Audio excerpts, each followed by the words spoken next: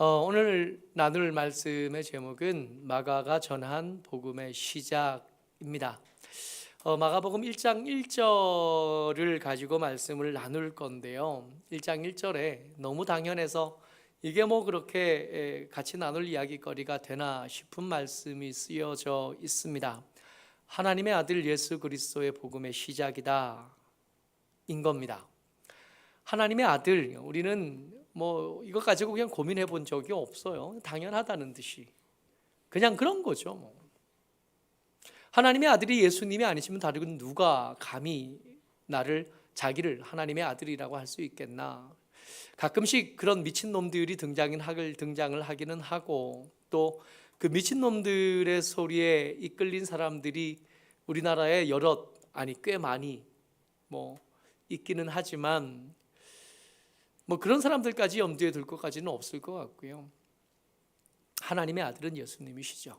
그 예수님이 그리스도십니다. 하나님의 아들이 예수님이시고 그 아들 예수님은 그리스도신데, 이 그리스도라는 말, 그 직분의 이름에는 세 가지가 들어있다 정도는 우리 익히 알잖아요. 그가 왕이란 뜻이고, 그게 선지자란 뜻이고, 그가 우리의 제사장이라는 뜻이잖아요. 그가 우리를 다스리는 분이시고, 그를 통해서 우리는 하나님의 말씀을 들을 거고, 그를 통해서 우리는 하나님의 용서를 얻을 겁니다. 예수를 우리가 그리스도라고 부르는 그것의 그 직분의 의미가 그렇다고요. 예수가 나의 그리스도시라면 그분은 내 왕이신 겁니다. 그러니까 더 이상 내가 왕이 아닌 거고요. 우리는 그를 통해서 하나님의 음성을 듣습니다. 그러니까 그를 통해 선포되는 말씀에 내가 생각하는 것, 내가 가치관으로 삼은 것, 내가 알고 있는 것보다 그의 말씀이, 하나님의 말씀이니까 내가 알고 있는 이런저런 지식들보다 그의 말씀이 내게 더 큰 권위를 가지는 것을 인정하는 겁니다. 그가 내 제사장이시라고 하는 뜻은 우리가 그를 통해 용서를 받을 거라는 겁니다. 우리가 그를 통해서 하나님의 긍휼을 얻을 거라는 겁니다. 우리가 우리의 공로로, 우리가 애쓴 것으로, 우리가 그동안 헌금한 거, 우리가 그동안 헌신한 거, 우리가 하나님을 위해서 애쓴 거, 이것들로 하나님의 긍휼을 얻어낼 수 없다는 걸 인정하는 거예요. 많이 했죠.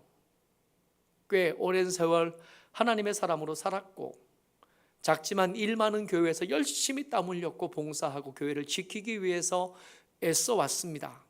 이것이 귀하고 아름다운 것이면 틀림없지만, 그렇다고 해서 이걸 가지고 내가 이런 것을 했으니까 하나님은 저를 용서해 주심이 마땅합니다. 하나님, 우리가 이만한 것들을 하나님께 내어드렸으니 하나님은 나를 불쌍히 여기시는 것이 마땅합니다. 이렇게 말할 수 없다는 고백을 우리는 예수가 내 그리스도십니다 라는 그런 고백을 통해서 우리가 하고 있는 거거든요. 그 예수님이 하나님의 아들이라는 겁니다.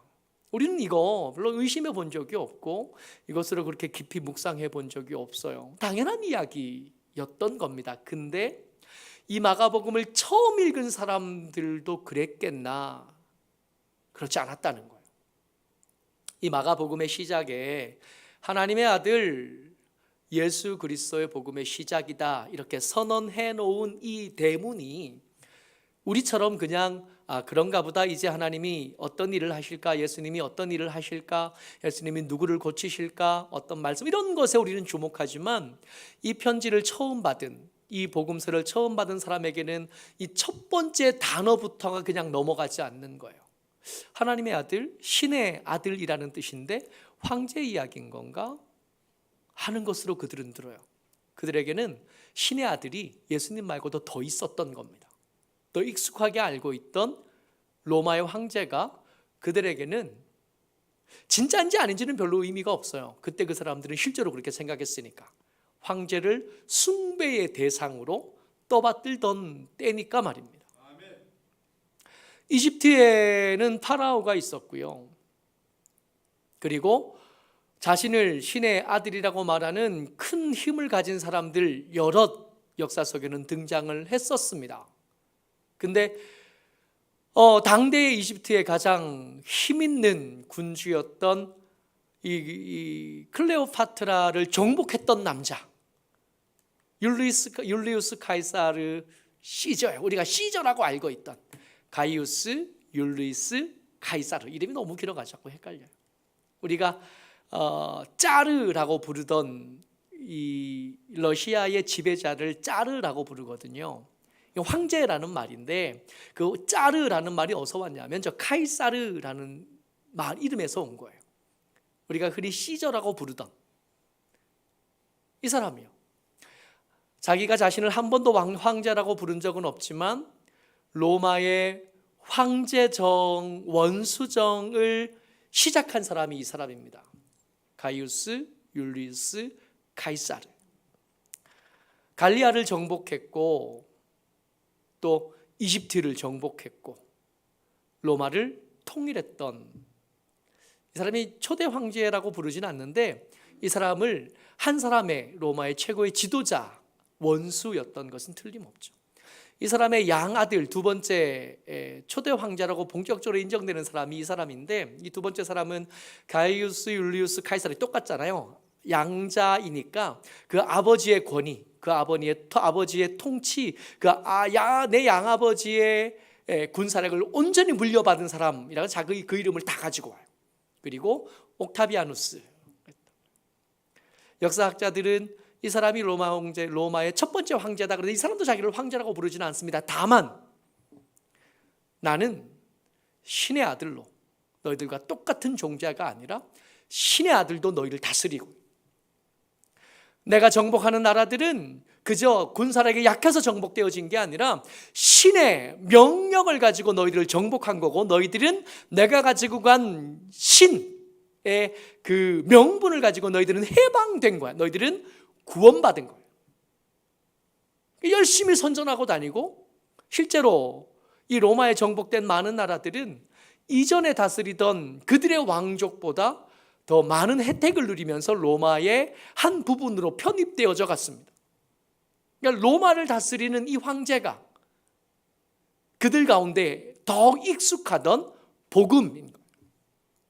저들을 구원해주는 이야기들, 저들을 가짜 왕들, 신의 아들도 아니고 너희들 중에 좀 더 훌륭한 사람 말고 신의 아들에 의해서 해방된 너희로 만드는 내가 가진 더 강한 힘으로 너희를 해방해 준 황제의 복음.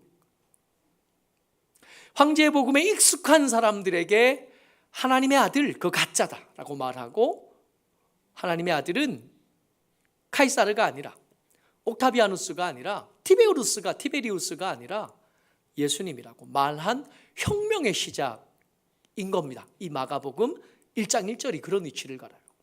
이 황제가 전하는 복음, 황제의 복음에 특별한 매력이 있는데 이 카이사르가 한 말이에요. 왔노라, 보았노라, 이겼노라. 폼페이우스, 이 카이사르와 경쟁하던 폼페이우스라는 사람이 있었는데 이 위대한 장군이 오래 끌던 전쟁이 있었거든요. 그 전쟁을 카이사르가 단번에 끝내고 돌아와요. 끝내고 편지를 하나 보는데 원로원에 편지를 보내는데 거기에 뭐라고 써놨냐면 저거 써놓은 겁니다. 페니, 비디, 비치 이렇게 써놓은 거예요. 왔노라, 보았노라, 이겼노라. 뭐 별로 대단한 것도 아니었어. 와서 봤는데 싸웠고 이겼다고.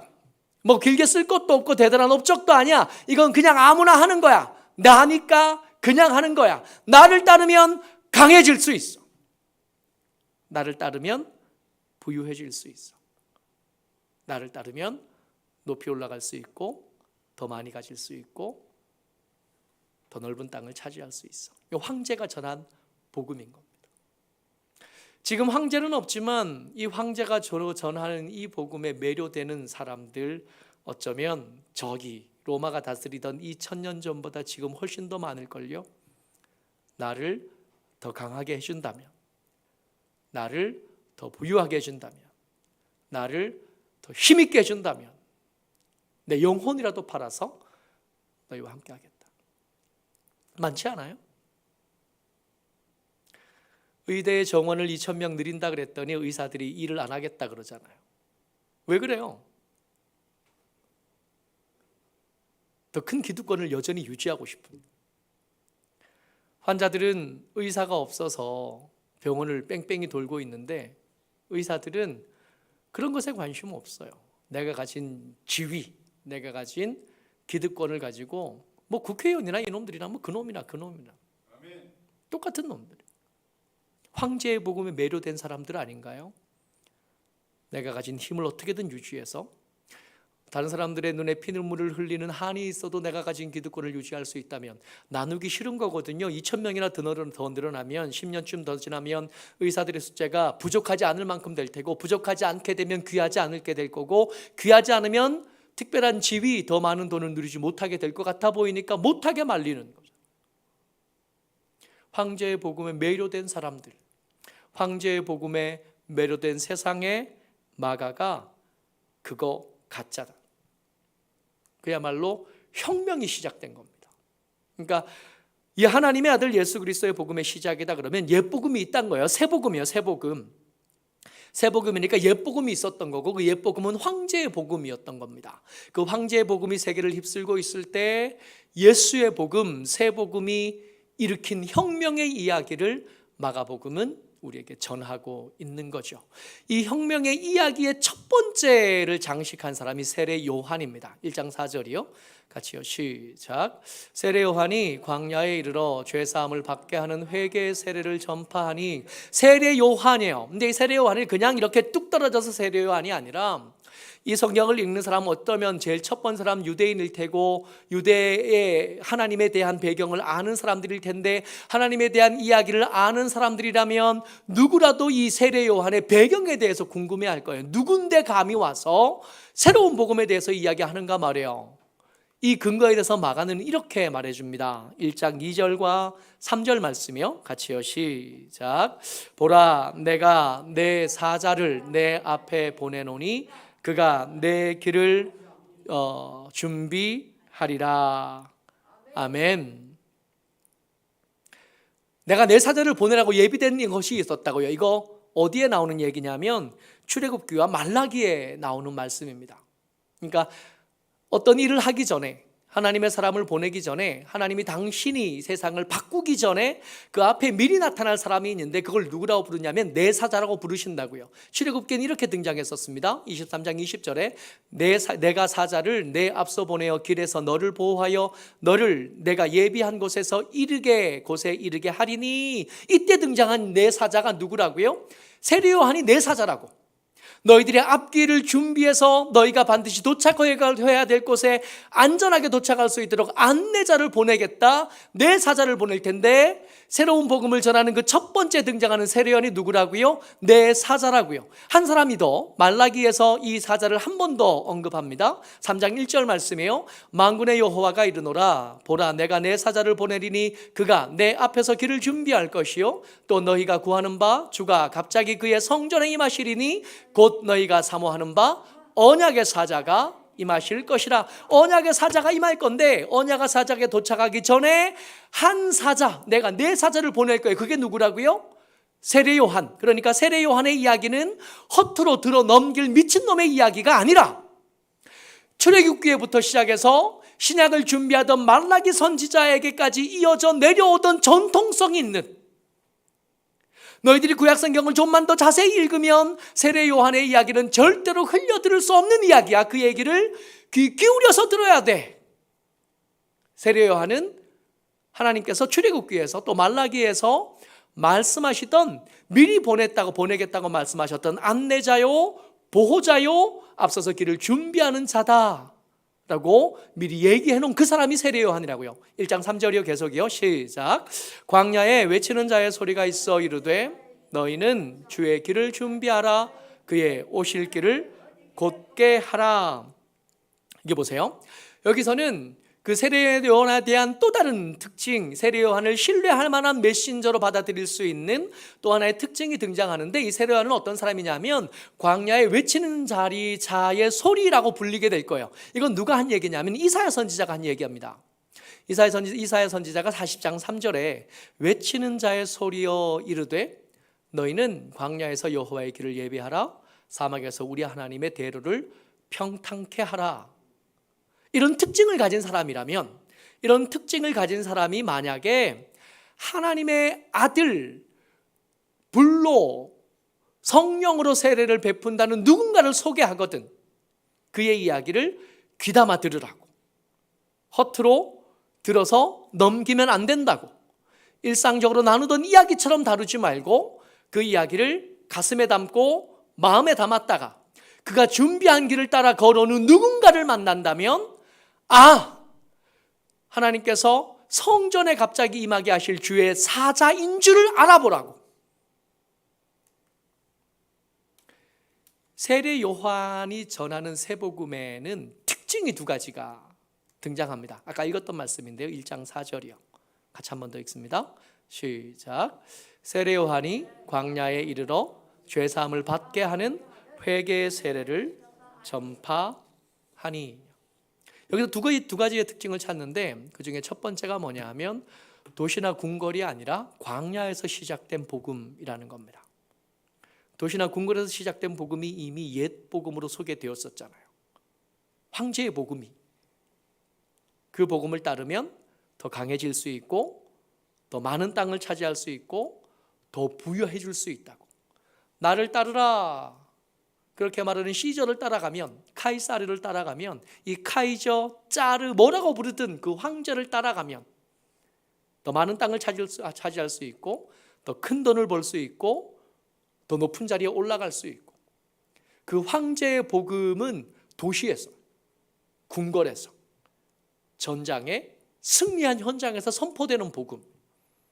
그 복음에 매료돼서 생명을 바치는, 그 복음에 매료돼서 부끄러운 줄도 모르고 자기들이 얼마나 파렴치한 사람인지도 모르고 나중에 자기 아들이 자기의 이야기, 의사 정원, 의대 정원을 늘렸다 그래서 길거리 나가서 데모했다는 얘기를 들으면 자기 아들들이 듣고 부끄러워할 거라는 걸 생각도 못하고 후대가 우리를 어떻게 기억할 건지 생각도 못하고 함부로 그 황제가 전한 복음에 따라다니는 그 일들, 그것들이 만연해진 세상에 새 복음은 광야에서 시작된 거예요. 변방에서요. 거기는 먹을 것도 제대로 얻지 못해요. 그러니까 이 복음을 만약 따라가겠다고 생각하셨다면, 결정한다면 적어도 이 길을 따라가면 내가 부자가 되겠나는 아닌 거죠. 이 길을 따라가면 내가 유력 인사가 되겠고 또 높은 자리를 차지할 수 있겠나는 이 복음하고는 상관없는 거예요. 그건 황제를 따라가야 돼요. 황제가 약속하는 것. 이 복음을 따라가면 어디에 도착하게 되냐면 광야에 도착하게 됩니다. 다른 소리들이 조용해지고 심지어 내 소리까지 조용해지고 하나님의 음성이 커지는 장소에 도착하게 됩니다. 이 세례 요한이 말하는 새 복음은 회개입니다. 그동안 너희들이 살았던 삶이 잘못되었다고 고백해라. 그동안 너희들이 추구하던 것들이 틀렸다고 인정해라. 이게 회개의 세례잖아요. 제가 회개만 써놓긴 했지만 이 회개의 세례까지 연결된 말이거든요. 이 세례라는 뜻이 이전에 나는 죽었다이잖아요. 그래서 이게 정수리에다 물을 끼얹는 게 원래 이 심상을 제대로 이렇게 표현하려면, 제대로 재현하려면 물에 콱 잠갔다가 숨이 깔딱 넘어갈 때쯤 돼서 건져놓고 야, 너 이전에 너는 죽은 거야. 이게 회개의 세례거든요. 네가 이제까지 황제의 복음을 따라 살았던 삶에 대해서 틀렸다고 인정하고 그 황제의 복음을 위해서 살았던 삶이 끝났다고 선언해라. 그러면 따라갈 수 있는 게 이 새 복음. 이게 마가복음 1장 1절입니다. 마가가 전한 복음의 시작은 광야와 회개로부터 시작되는 거예요. 그러니까 달라지기를 기대하는 겁니다. 이 마가는 이 황제의 복음이 만연한 세상에서 마가복음을 시작하면서 이 복음을 읽어가면서 이 복음을 읽는 사람들의 삶의 변화가 생겼으면 하는 기대를 가지고 있는 거예요. 단순한 기대가 아니라 전능하신 하나님께서 말하신 말씀이니 그 말씀이 운동력이 있을 걸 기대하는 거예요. 이 말씀을 읽는 중에 삶의 변화가 시작될 거고 이 말씀을 읽어가는 중에 황제의 복음을 따라가다가 문득 멈춰서서 내가 제대로 된 길을 가고 있는지 고민해 보기 시작하기를 기대하는, 내가 가는 길이 맞는지, 혹시 하나님 사람이라고 스스로를 생각하면서도 걷기는, 혹시 걸어가기는 하나님이 아니라, 세례 요한이 아니라, 예수님이 아니라 황제를 따라가고 있었던 건 아닌지 멈춰서 생각해 보기를 기대하기는 그렇게 길이 바뀌기를, 삶이 달라지기를 기대하고 시작한 복음이 마가복음인 겁니다. 모쪼록 저와 여러분들이 이제 마가복음을 이제 계속 읽어가고 있잖아요. 오늘 아침에 3장까지 읽었고 계속 읽어갈 텐데, 아마 부활절 전까지 계속해서 이 복음서를 읽어갈 겁니다. 읽어가는 중에 우리 삶에서 구체적인 변화와 그 변화의 시작이 나타나게 되시기를 주의 이름으로 축복합니다. 아멘.